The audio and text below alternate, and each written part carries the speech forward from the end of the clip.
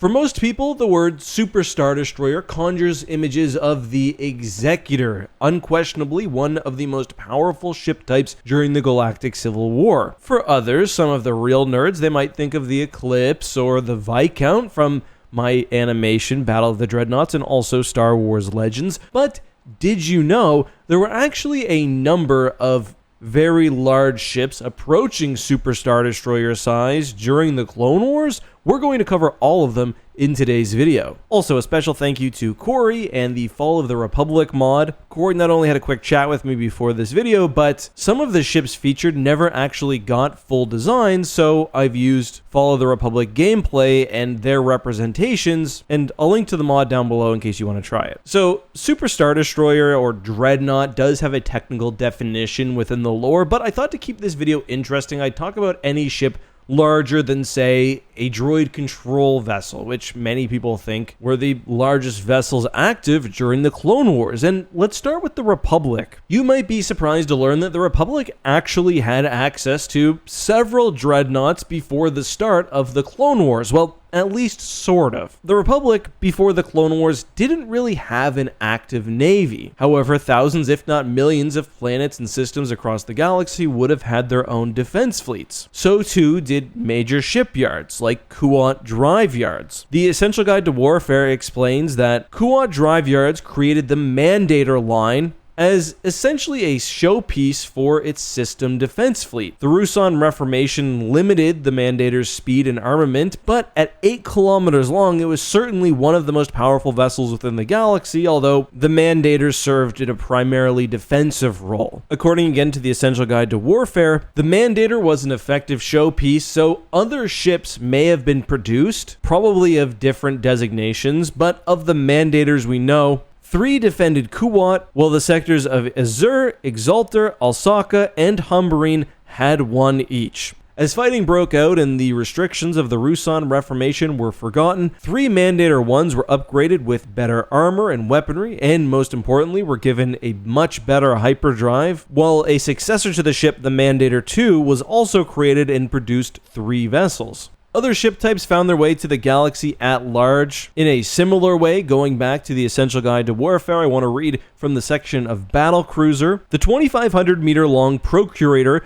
was the template for a series of ever larger KDY battleships, nominally built to protect the Kuat sector, but really aimed at attracting contracts from wealthy core planets, sectors, and powerful mercantile fleets. By the time of the Clone Wars, dozens of battlecruisers defended core and colony sectors. The Procurator-class star battlecruiser was refined several times before being supplanted by a 4,000-meter descendant, the Praetor class, though Ruusan Reformations limited both classes' hyperdrive capabilities and armament. The Praetor specifically was brought into service by the Republic and upgraded for wartime standards. Unlike the Kuati dreadnoughts, which mostly protected core worlds, the battlecruisers often led offensive fleets piercing deep into separatist territory. We don't know every class of dreadnought or battlecruiser upgraded in this fashion, but just know that, according to the lore, they did exist. Corey also sent me a really interesting note on the ship production of Rothana, which said specifically that Rothana Heavy Industries produced its own line of battleships and destroyers, although I will note battleship is often used not as a term of art, but just as a general descriptor for any sort of warship. Another battlecruiser we've heard of by name is the Maelstrom class. I've done an entire video on this one.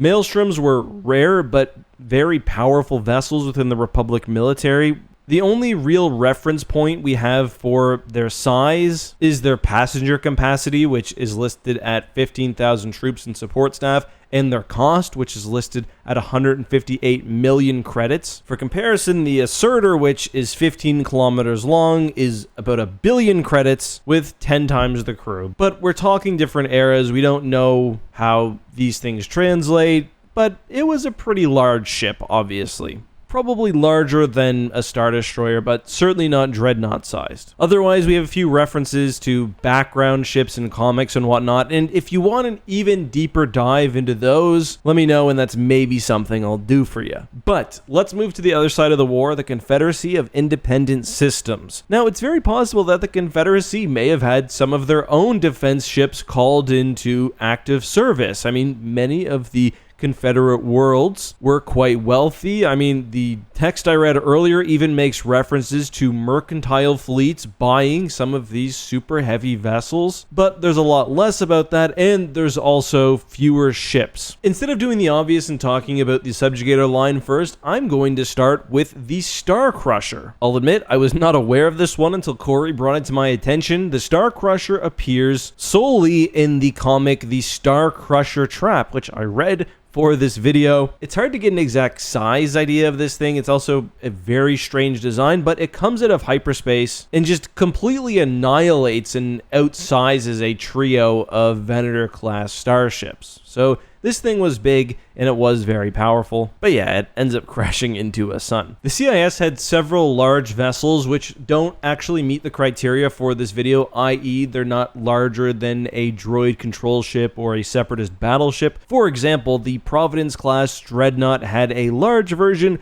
which was several kilometers long. The CIS also used the Bulwark line of ships, probably a kilometer-long vessel there as well, but easily the CIS's most famous large vessel was the Subjugator class heavy cruiser. You probably know the Subjugator from Star Wars The Clone Wars, where we meet the Malevolence very early on in that show, but it was not the only ship of that class. There was a replacement for the Malevolence made. There was the Subjugator itself. There was the Devastation, which was actually a bit of a different design with the super weapon at the front of the ship. And yeah, that's a general summary of the very large vessels of the Clone Wars era. Obviously, when it comes to tonnage, the Separatists are not pulling their weight, but that's okay. Overall, I hope you enjoyed this video. Before we leave, though, I will do a quick hashtag Ask Eck. This one comes from Riker Davis, who says, would you consider covering the Swarm War? Most people on YouTube just kind of mention it in relation to other events, but it's rare to see anyone actually go into detail about the conflict. And yeah, we will talk about the Swarm War at some point on this channel. For me, I'm currently doing a reread of the New Jedi Order for my podcast, Hapcaf Transmissions. After I finish that, and we've only got 3 books left actually,